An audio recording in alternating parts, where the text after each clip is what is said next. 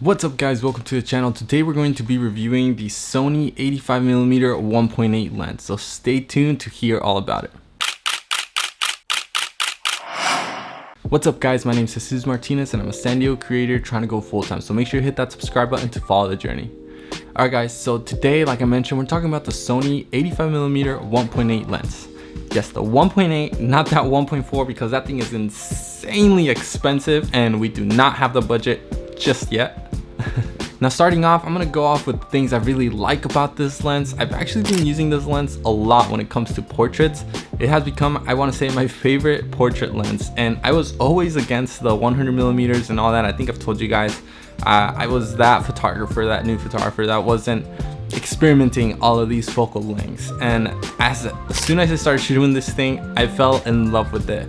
The compression of the 85mm really makes the photos look so much buttery. It really alters the dimension. As you can see in this photo, it looks insanely huge, I feel like, because of the 85mm focal length. Now, I did have to walk 20 steps for my subject to get this photo, but I've been doing this more often and I'm really enjoying the compression that it's getting into the images. Now, this lens comes with a 1.8 aperture, and I think that is insane for what the price is of this lens. 1.8 gives you a huge advantage and really gives that really nice bokeh compression look that like the 105 or above 100mm will give you. Now I really like that about that lens. The 1.8 gives you a beautiful bokeh. Now the lens, it's an 85mm, but it's not as big as typical 85mm. I will say this is my first 85mm, but the G185 looks massive compared to this size. Now that one opens up to 1.4, so obviously the glass will have to be a little bit bigger in order to get that aperture, that wider aperture. But this is pretty small. It fits in my backpack, and it fits in any spot in my backpack. I don't have to lay it sideways if it's standing up, and for me that's a huge plus because it gives me extra storage in my backpack. Now this lens actually has an autofocus and manual focus button, and I think that's really dope because sometimes when it comes to like video or stuff, you need that quick autofocus, that quick manual focus, and I find it kind of annoying having to go through menus. You can always... I guess I should have closed the window, huh? Give me a second.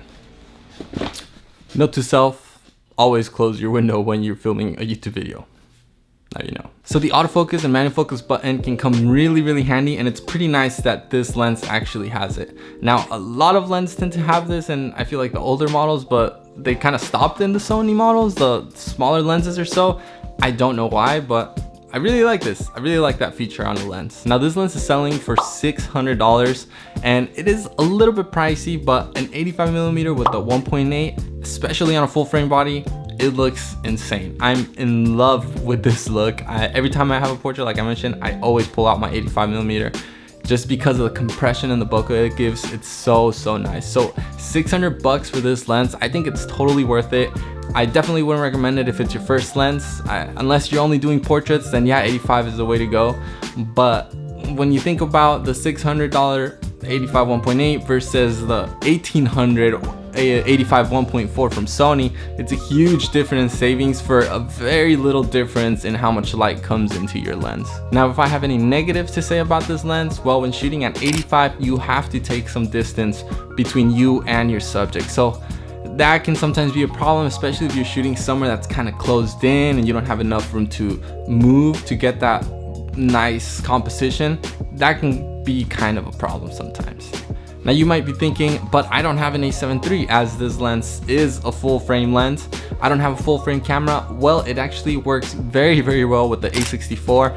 You will have the crop ratio, so technically this is over a 100mm lens when you put it on a crop sensor, but it doesn't look bad. These are some shots I took at a wedding styled shoot, and I really liked it, but I did feel like I had to get really far from the subjects because it was a crop sensor. An 85, that turns into about 120-130mm lens, and now you're talking about much more distance that you need to take. Now I recommend this if you're into portraits. If you already got your 50 or a 35, you have that variety, you can definitely carry an 85 on you and get amazing portraits. I definitely recommend you this lens. It's a native Sony lens, so your focusing will be on par. It's really fast and fairly sharp. I will say I noticed a little bit haziness when it comes to that 1.8 aperture and zooming in into my subject's face.